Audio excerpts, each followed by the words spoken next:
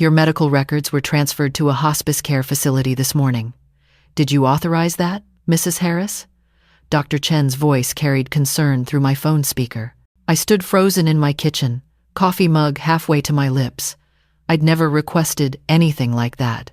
I wasn't even sick. Mrs. Harris, are you still there?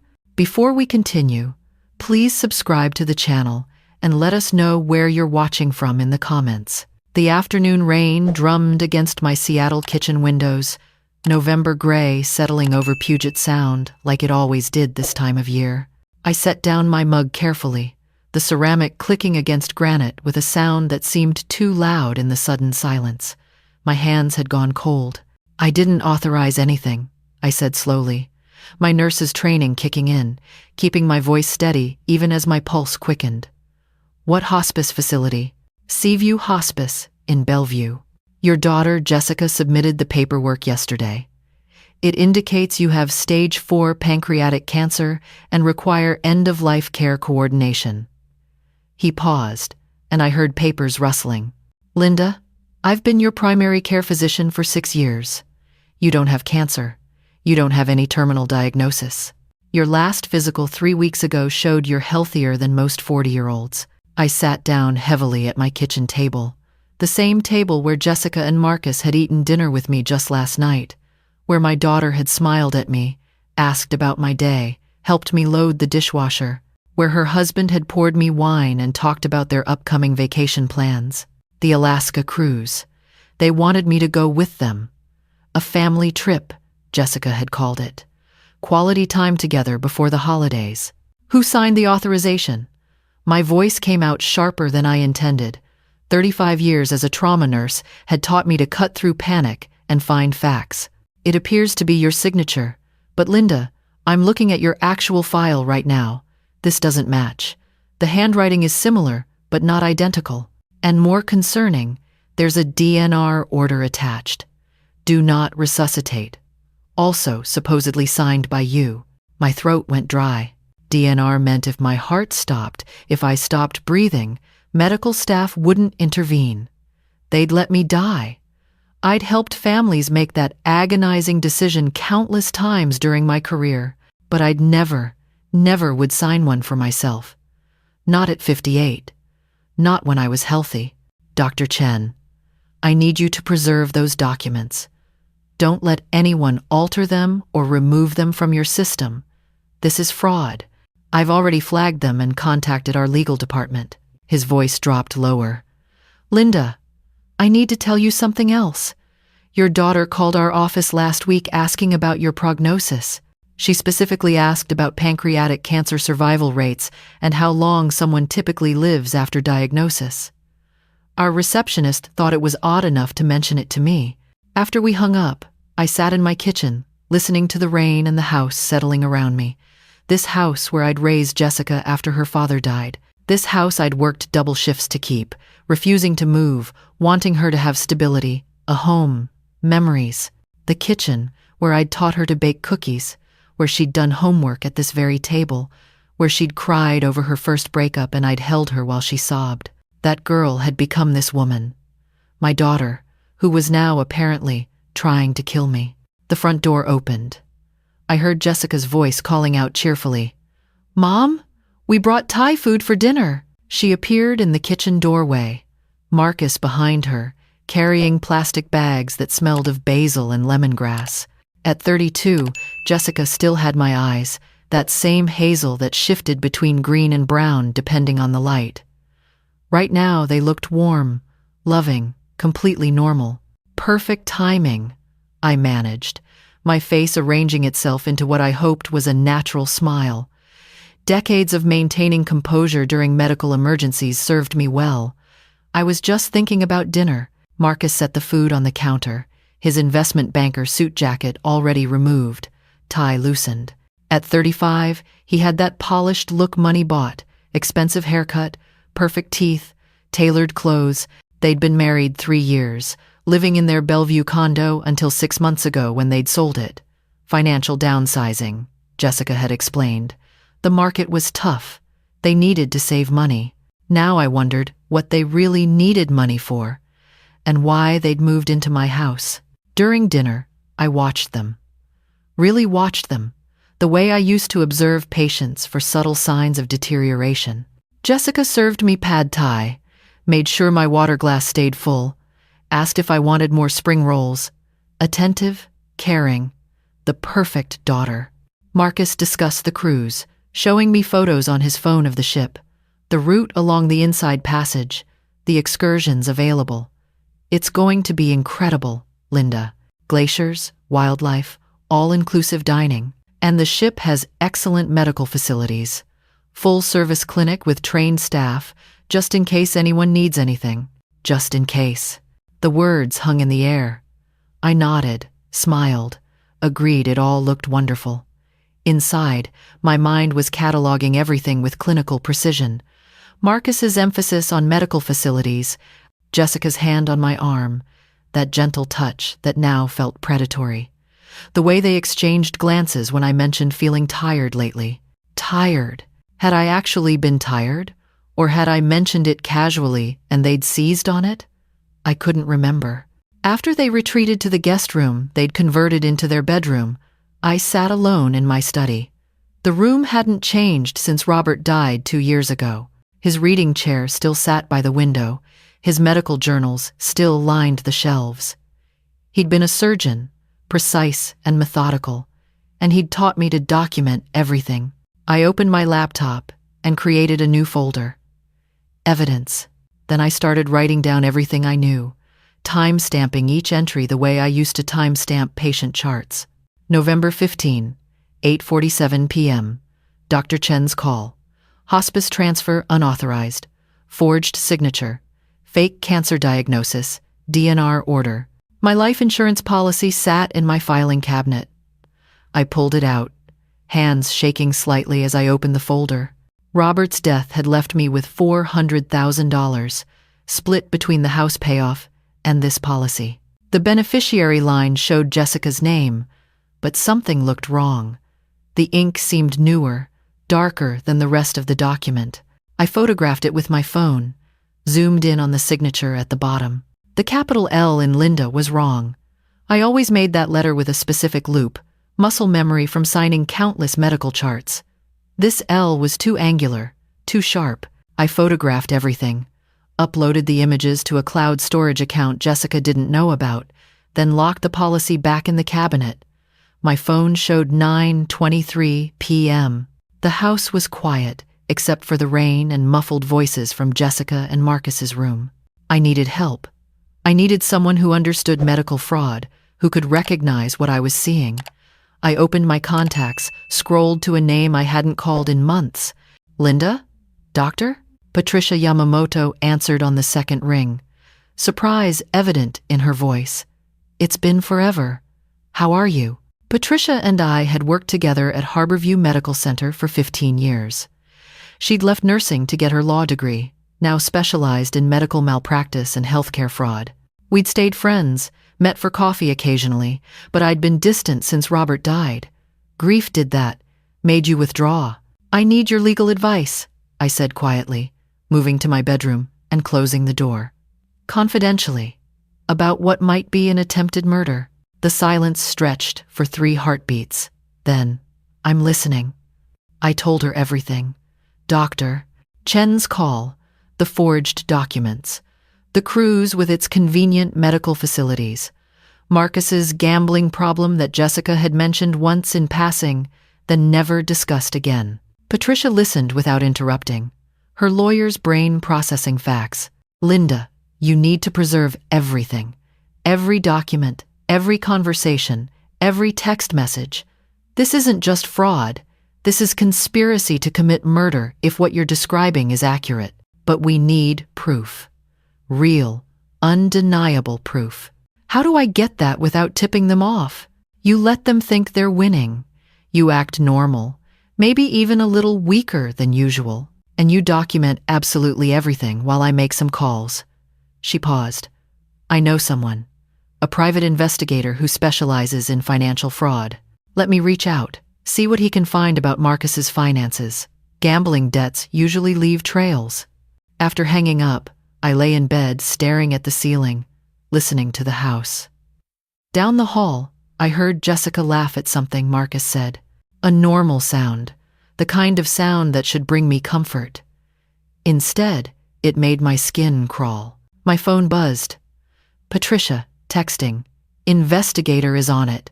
Meanwhile, act completely normal. Can you do that? I typed back. 35 years in emergency medicine. I can do normal. But lying there in the darkness, I wasn't sure. Because the truth was that my daughter, the baby I'd rocked to sleep, the child I'd protected from every hurt, was now plotting my death. And I had to smile at her over breakfast tomorrow and pretend I didn't know. The morning came with pale Seattle sunlight, rare for November. I made coffee, scrambled eggs, acted out the routine of normal life. Jessica came down first, already dressed for work in one of those sharp blazers real estate agents wore. She kissed my cheek, poured herself coffee, asked if I'd slept well. Wonderfully, I lied, watching her add cream to her cup. You know, I've been thinking about the cruise. When do we leave exactly? Her face brightened immediately. December 3rd. Just over 2 weeks.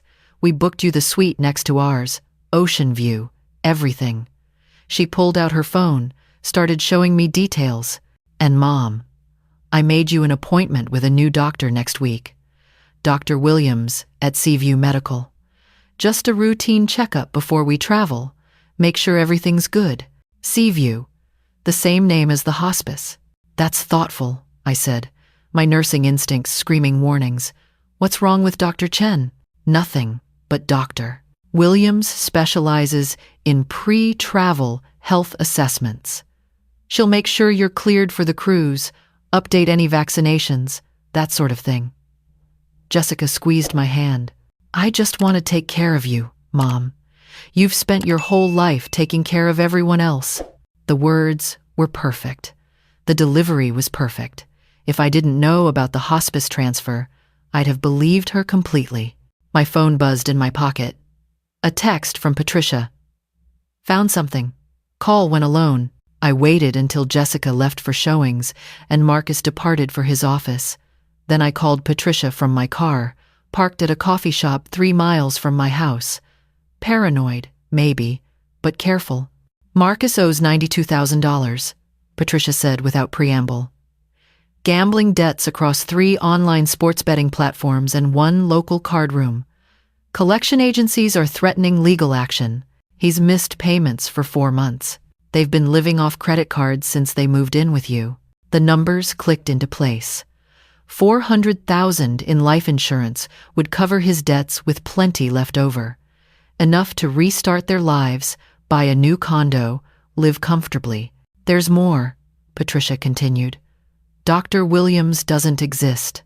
Not licensed in Washington state.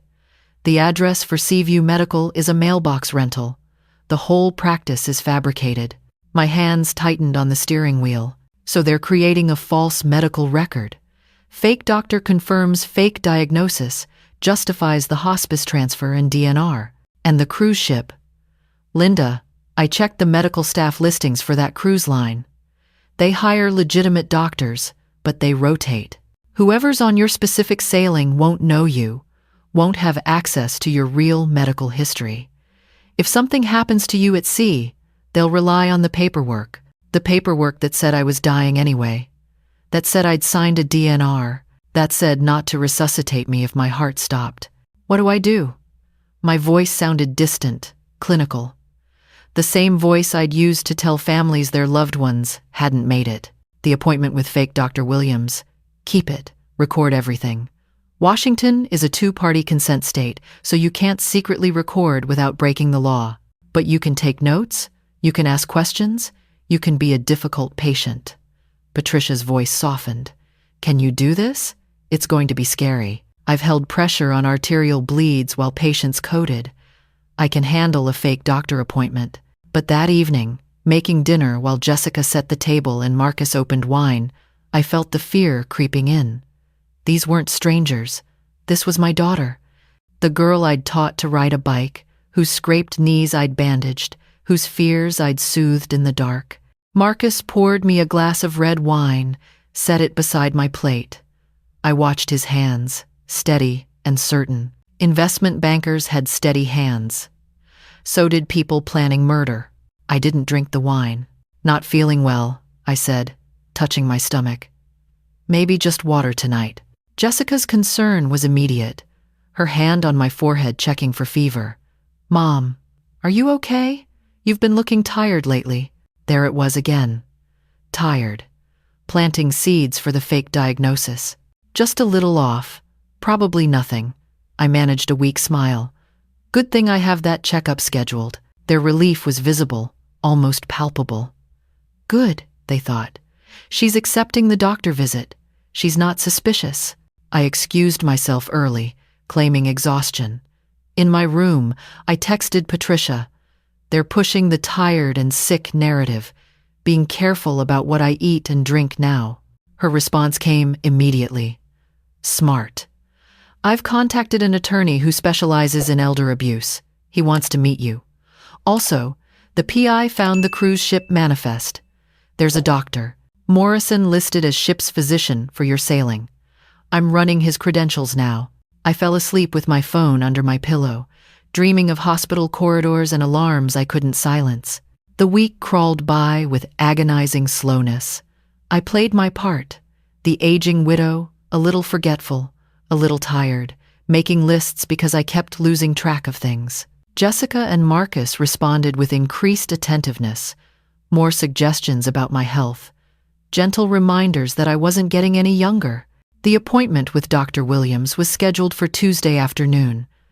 Patricia had coached me extensively. Ask detailed questions. Real doctors can answer specifics about procedures, medications, physiology. Frauds stumble. Take notes. Be the difficult patient who wants everything explained. I arrived at the address 15 minutes early. The building was professional enough. A medical complex in Bellevue, multiple practices sharing space. But when I found Suite 340, it looked temporary. Furniture that seemed rented, generic medical posters on walls, no personal touches that real doctors accumulated over careers. The woman who called herself Dr. Williams was younger than me, maybe 45, with a professional demeanor that felt rehearsed.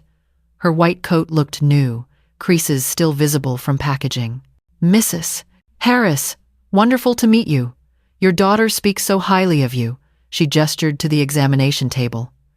Let's get started with your pre-cruise assessment. I didn't move to the table. Instead, I pulled out a notepad. I have some questions first, doctor. Where did you complete your residency? A micro pause. John Hopkins, internal medicine. Which year?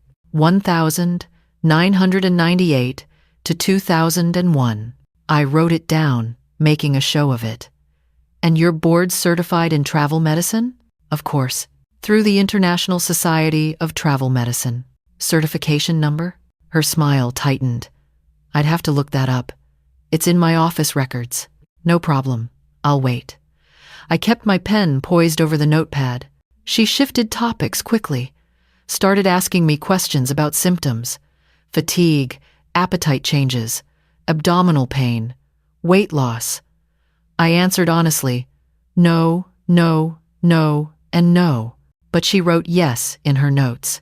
I watched her do it, her pen marking affirmatives that directly contradicted my words. Dr. Williams, I just told you I haven't experienced fatigue. Oh, did you? My apologies, I misheard. She didn't change what she'd written. The examination was cursory at best. Blood pressure, heart rate, temperature, all normal, all recorded as concerning in her notes. Mrs. Harris, I'm seeing some troubling signs. I'd like to order some additional tests. Blood work, imaging, perhaps a consultation with an oncologist? Based on what symptoms exactly? I feel fine. Sometimes patients don't realize they're experiencing symptoms until a professional evaluation. Her voice had taken on a patronizing edge. Your daughter mentioned you've been very tired lately. My daughter isn't a medical professional. No, but she knows you well. And at your age, certain cancers can develop quickly. Pancreatic cancer, for instance, often presents asymptomatically until late stages. There it was. Pancreatic cancer, stage 4, terminal, just like the hospice document said. I stood up, collected my coat. I'd like copies of everything you've written in my file today. That's not our usual protocol. HIPAA says I have the right to my medical records. I'm requesting them now. My nurse voice came out, the one that had intimidated residents and made administrators scramble. Either provide them, or I'll file a complaint with the state medical board. She printed them reluctantly. I read every word while standing in her office, noting every falsified symptom, every fabricated concern. Then I photographed each page with my phone. I won't be pursuing additional testing, I said clearly. And I'm requesting you document my refusal of treatment in my chart. Mrs. Harris, that's very unwise. Document it, now, in writing. She did, her hand shaking slightly as she wrote. I photographed that too. Walking out to my car, I called Patricia. Got everything, every lie documented. She tried to push pancreatic cancer, oncology referrals, the works. Perfect. Send me everything. We're building a timeline. The attorney wants to meet tomorrow. Thomas Chen, no relation to my primary care physician, specialized in elder financial abuse cases. His office overlooked Elliott Bay, gray water under gray sky, very Seattle. At 60, he'd spent 30 years protecting vulnerable adults from family predators. He reviewed my documentation with the thoroughness of a surgeon examining scans.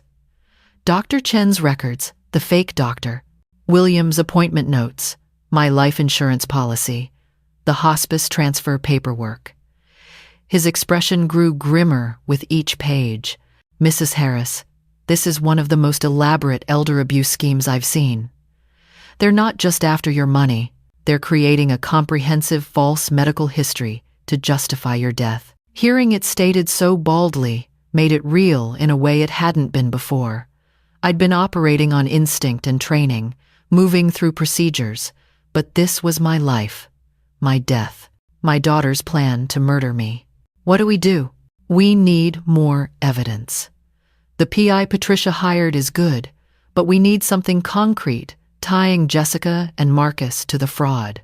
Recorded conversations would be ideal, but Washington's two-party consent law complicates that. He leaned back in his chair, thinking, however, if you're in your own home, you can record activities for security purposes. Do you have a security system? Basic alarm system, no cameras. Get cameras, multiple cameras. Record everything in common areas. You can't record in their bedroom, but living room, kitchen, anywhere you have reasonable expectation that you might walk through, that's legal. I had the cameras installed the next day. The technician was efficient and discreet. 6 cameras total, covering every common area. Motion activated, cloud storage, audio recording, all perfectly legal in my own home. Jessica and Marcus never questioned them. Great idea, Mom, Jessica said. Makes me feel safer knowing you have security, especially with all the break-ins in the neighborhood lately. There hadn't been any break-ins. But she nodded approvingly, even helped me set up the monitoring app on my phone. That evening, I watched from my bedroom as they talked in the kitchen. The audio was clear, their voices relaxed because they thought I was asleep. The doctor's appointment went badly, Jessica said, loading the dishwasher. Mom asked too many questions, refused follow-up testing. Marcus leaned against the counter, arms crossed. We need her to see the oncologist. Need the official diagnosis before the cruise. She's being difficult. Maybe we should skip the medical route. Just do it on the ship. Too risky without documentation. If there's any investigation, we need paper trails showing she was dying anyway. He rubbed his face, stress showing. The bookies gave me until January. If we don't pay, they're going to do more than just threaten. We'll get the money. We just need her on that ship. I saved the recording, sent it to Patricia and Thomas. Evidence accumulating, digital and damning. But I needed more. I needed them to reveal the actual method, the how of their plan. Pills, poison, an accident overboard. The opportunity came 3 days later. I'd been playing increasingly frail, moving slower, asking them to help with tasks I could easily do myself. Jessica had started treating me like I was fragile, made of glass that might shatter. That evening, I pretended to fall asleep on the couch, my breathing deep and even. Through slitted eyes, I watched them exchange glances. "She's out," Marcus whispered. Jessica moved to the kitchen, and I heard her on the phone, voice low but audible to the cameras I'd positioned perfectly. "Yes, Dr. Morrison, that's right.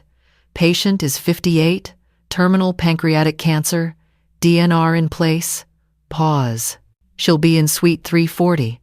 I'll make sure she takes her medication before boarding. Yes, the sedative you prescribed." Another pause. "If her heart stops during the sailing, you'll follow the DNR protocol, not resuscitate?" Longer pause. "Perfect. The family appreciates your understanding in this difficult time." Every word recorded. Every word preserved in cloud storage that couldn't be erased or altered. I waited until she hung up, counted to 60, then woke up slowly, disoriented. "Oh," I fell asleep. "What time is it?" Jessica's smile was gentle, loving. "Only 8:30, Mom. Why don't you head up to bed? You need your rest." In my room, I reviewed the recording twice, then sent it to Thomas with a message. "Got it. Direct conversation with ship's doctor.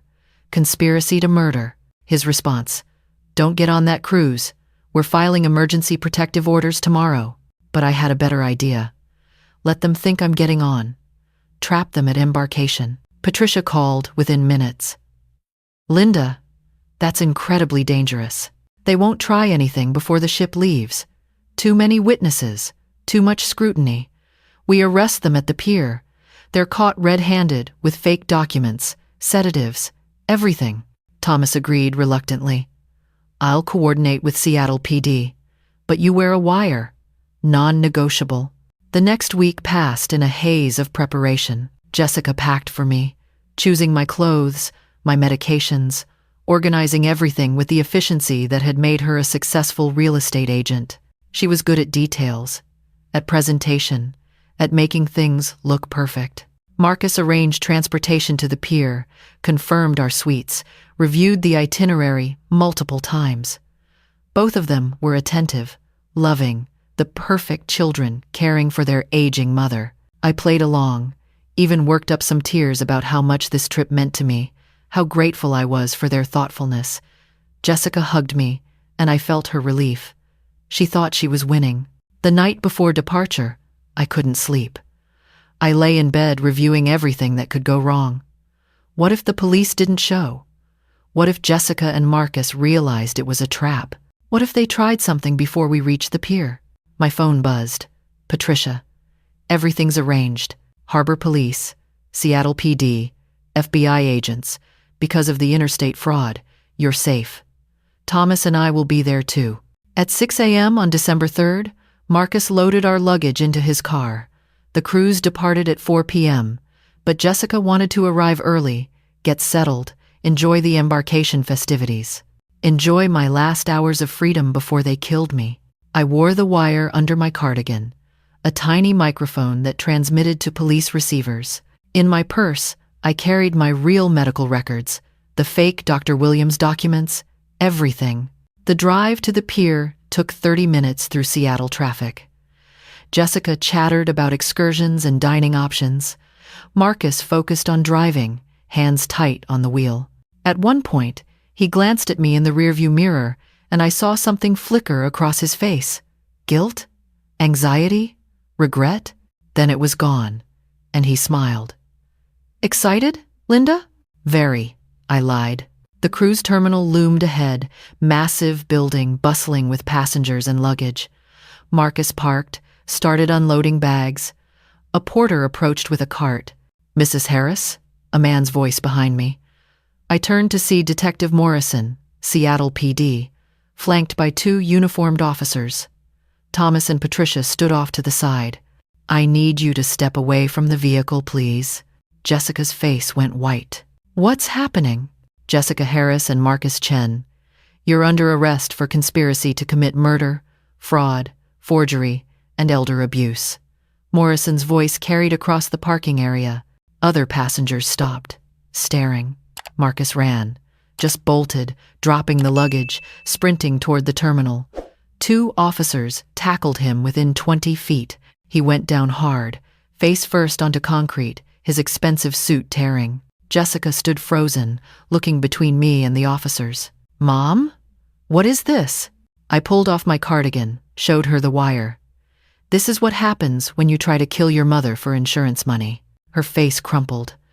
Not with remorse, but with rage. "You don't understand. We needed that money. Marcus's debts, they were going to hurt him. I did this for us, for our future. You did this for $92,000 in gambling debts and $400,000 in blood money." My voice was steady, clear. "I would have helped you if you'd asked. I would have given you money, helped Marcus with treatment for his addiction, anything. But you chose this. You don't have that much money. I have a paid-off house worth $600,000 and retirement savings you knew nothing about. I could have helped." I stepped closer. "But you decided I was worth more dead than alive." The officers read them their rights, loaded them into separate patrol cars. I watched my daughter's face in the window as they drove away, saw her crying, saw her mouth words I couldn't hear and didn't want to. Thomas put a hand on my shoulder. "You did good, Linda." "I don't feel good." My voice shook for the first time. "I feel like I just watched my daughter die. She made her choices. Every step of this, she chose." The trial took 8 months. During that time, I learned things I'd rather not have known. Marcus's gambling had started small, 3 years ago, spiraling until they'd lost everything. Their condo, sold to cover debts. Jessica's commissions, gone to bookies. Their marriage, poisoned by desperation and greed. The fake Dr. Williams was actually a medical assistant who'd lost her license and needed money. Dr.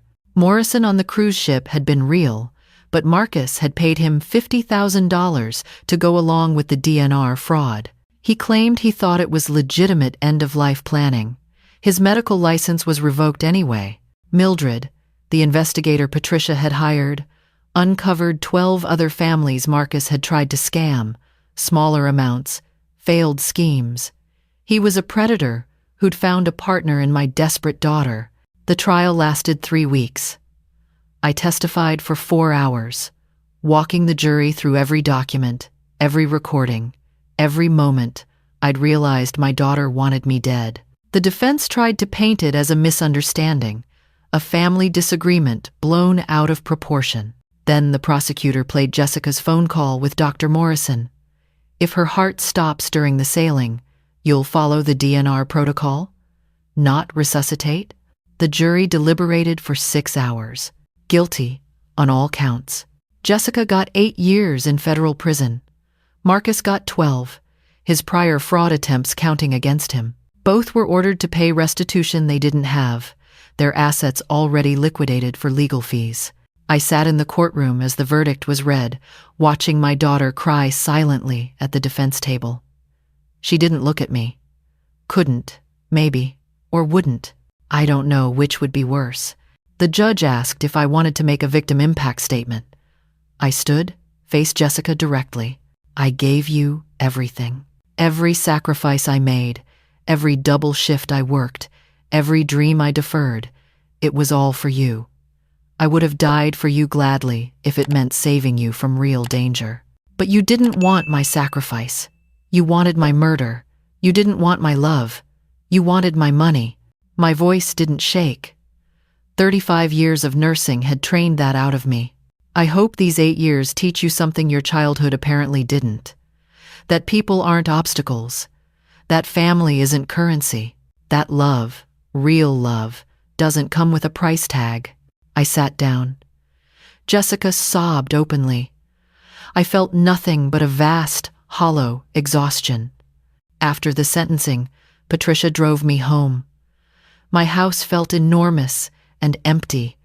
The rooms where Jessica and Marcus had lived now, cleared of their belongings. The court had auctioned everything to pay partial restitution. "What will you do now?" Patricia asked. "I'd been thinking about that for months. I'm going back to nursing. Harborview needs volunteer nurses in their elder care unit, people who understand what it's like to be vulnerable, to have family you can't quite trust. You're going to help other people going through this? Who better? I know the signs, the patterns, the schemes. I know what it feels like to realize your own child sees you as an asset to liquidate." I managed a small smile. "Plus, I need the purpose. The house is too quiet." I started volunteering the next week. 4 days a week, I worked with elderly patients, teaching them to recognize financial abuse, to protect themselves legally, to trust their instincts when something felt wrong. Many of them had stories like mine: children who suddenly became attentive when money was involved, caregivers who isolated them from friends, family members who forged signatures and drained accounts. I helped them document everything, build cases, protect themselves. Sometimes, just listening was enough. Validation that they weren't paranoid, weren't imagining things, weren't being ungrateful children who questioned loving family. 6 months after the trial, I got a letter from Jessica. The prison had forwarded it after I'd approved her correspondence. I almost threw it away, unread. But curiosity won. "Mom, I don't expect forgiveness. I don't deserve it. I just need you to know that I understand now what I did." Prison gives you a lot of time to think. Too much, maybe. I think about the woman I was, the woman who could plan her mother's death like a business transaction. I don't recognize her anymore. I don't want to be her. I'm in therapy, working through the greed and desperation that made me into a monster. It won't change anything. It won't undo what I did. But maybe when I get out, I'll be someone who could never do it again. That's all I can hope for. I love you. I know I destroyed any right to say that. But it's true. I read it twice, then filed it away. Maybe someday I'd respond. Maybe not. For now, I had work to do, patients to help, lives to protect. Jessica made her choices. I made mine. We both live with the consequences.